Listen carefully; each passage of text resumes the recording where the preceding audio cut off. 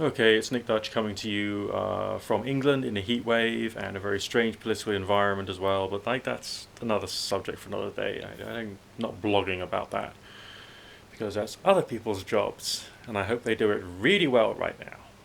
Okay. But let's stick on to topic because you know the work I do. You know I'm a professional eccentric person, and I've got certain particular professional eccentric interests. As a result of experimenting for myself and finding out for myself, okay, not listening to other people, but trying to work things out for myself. And directly going out to have experiences to try and work things out for myself. And I'm still at the age like 45 and having been involved with weird stuff on and off since I was like 19, or actually before, since my first weird experience when I was about 4 years of age. I'm still in a position of being honest and saying that there's tons of stuff I don't know.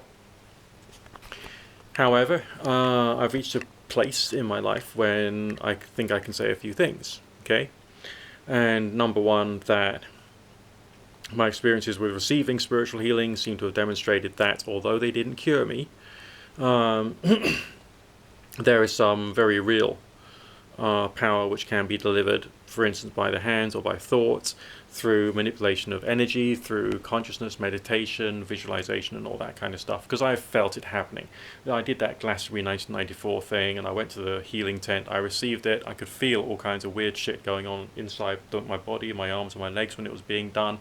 There was real sensations going on there, and I could feel that. I went to this place in Slough where there was spiritual healing going on, and I felt and I received the healing, and I could feel that there was energetic changes happening in the body. So that's point number one.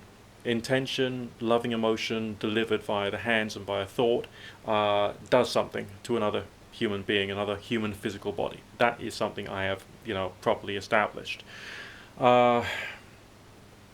I can miss out on all kinds of other weird and wonderful experiences on the way which have shaped my opinions and my beliefs, okay? And I'm using the word belief to explain model of reality here, not to say that I'm 100% sure that that's the case, because I don't think anyone really is. There's lots of people who say they are, and I think that's part of the problem. Does that make sense? Okay?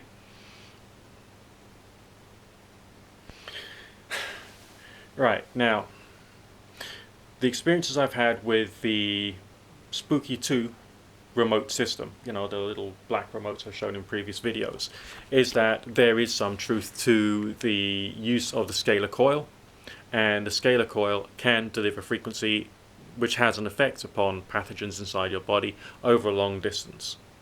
Okay, you don't have to be close to it. Okay, it's not as powerful as Contact's Rife machine or Plasma Rife machine, but it still does stuff. Okay, so therefore it's the scalar coil which has some kind of importance. The Rife machine which I bought, which has the the 3-dial device and also the pegboard and all the rest of that, that contains scalar coils. Right. So at the point where the waveform collapses, maybe, which is maybe where the scalar energy operates, I'm not totally sure all of the hypotheses about these things. That's where the energy is then transmitted. I've had one or two little experiences with the radionics machine, which seems to imply that energy can be withheld within the machine for a period of time, and it looks interesting that the blend of thinking about spiritual healing energy and the use of the radionics machine is essentially valid. So that's essentially where I'm at on that side of things. The use of dowsing or divination in order to try and ascertain things, I think is a fascinating extra. When I first did dowsing with the pendulum, years and years and years back, okay, that was much more of a, suck it and see, experiment, have fun, see what you can do with it. I never actually considered using the pendulum in such a practical way. When it comes to any form of world of the weird stuff for healing methods, and it's either you're laying on of hands or to use the pendulum, the direction you want to go in with your research is not what I ended up doing with tarot and Ouija boards, which is much more information gained in a different way for different purposes, primarily about social interaction and of course linguistic messages.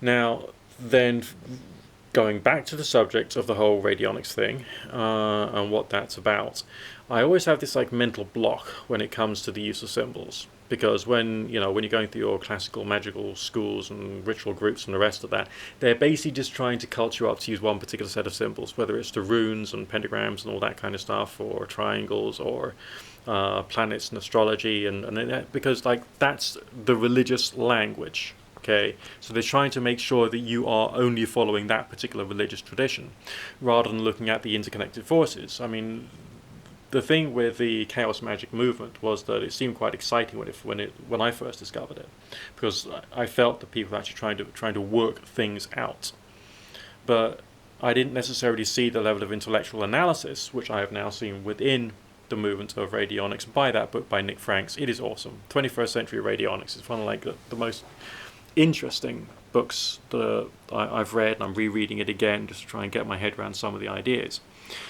And its healing method is very different to that which is done, let's say, in a witchcraft group, when you'd have like your group of people gathering around, and there'll be a bit of chanting, bit of candles, massaging oils into candles and burning the candles, or the rope spell, when everyone would like circle and boom, do this action with the rope and also try and release the intention into the outer world.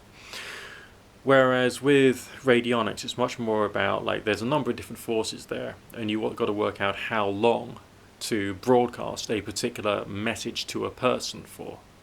Okay, and that's why one of the reasons you use your pendulum in order to try and dowse it, to try and work out how long that should be for, and then you use scales to measure how much they've improved, how little they need that particular energy now, and then you move over to try and work out what other energies need to be deployed. And there's also very complex dowsing charts for different purposes to look at different, let's say, areas of the body, whether it's the respiratory tract and different parts of the respiratory tract, whether it's the digestive system and all the various organs in the digestive system, to try and work out which one is like too active, which one's not active enough, in what way it's not active, whether there's toxins there, bacteria, whether there's something else that needs to be taken out, or more like nutrition that needs to be put in.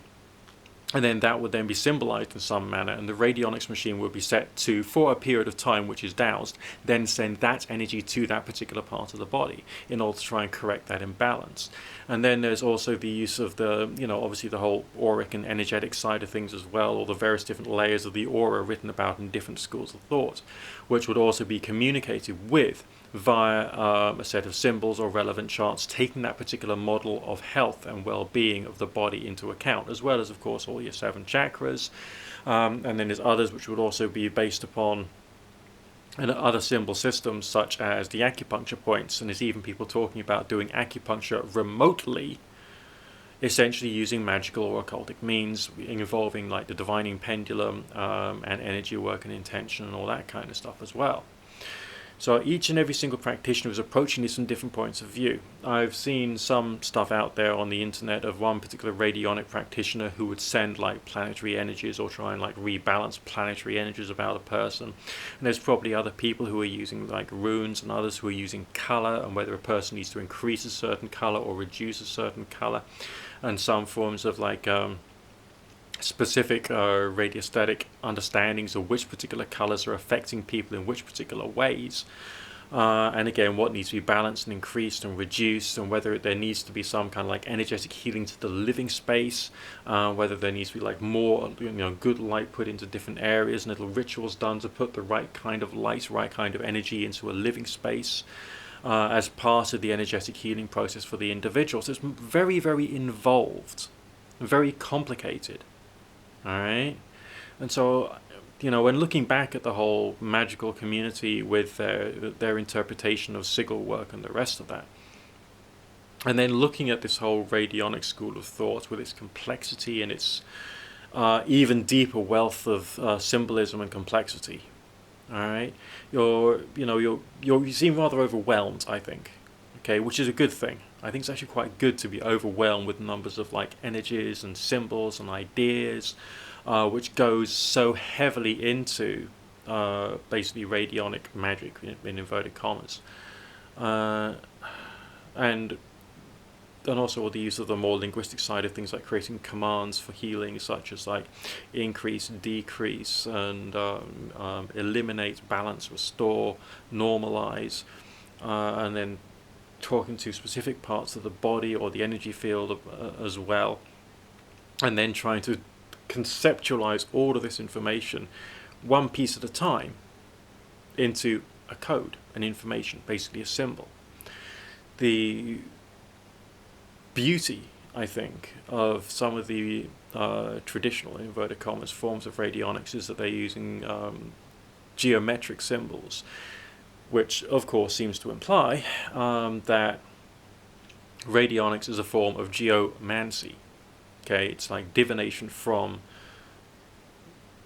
geometry and the earth, and earth energy, and energy flowing through things expressed through geometry and geometric means.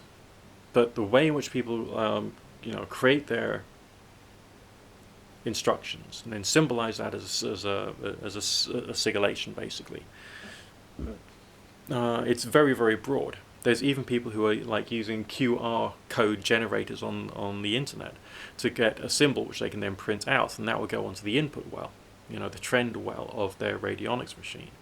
And then, of course, the witness sample, being a photograph of the person they're trying to affect, would be on the output, or their fingernail clippings, or then the bulb of a piece of their hair, because that would contain the DNA.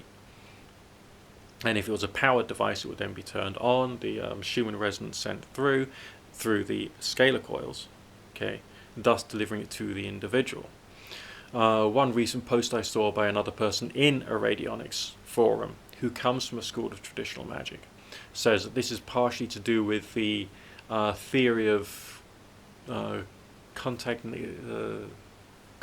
I think was the word he used, which means that when the rays of light which hit the individual who was photographed then bounced back through the camera lens to the photograph itself, it has been contaminated by or touched by the person who is being photographed. So therefore, when you're doing your, I suppose, witchcraft or radionics on that person, you're still touching something that touched them, and therefore it is connected to their energy field through a physical chemical photograph. But there's other people who use digital photographs as well, and then that gets more complicated as to whether there really is contagion there. But it's a symbolic representation anyway. In some cases, I mean, I would say that it's different when you're talking about a sample of DNA, like your fingernail clippings. I mean, the fingernail clippings in the spooky remote, that does stuff. Okay, full stop. There is no argument there. I felt it, I've seen it, I've known it happen. It's not perfect, but it still does stuff.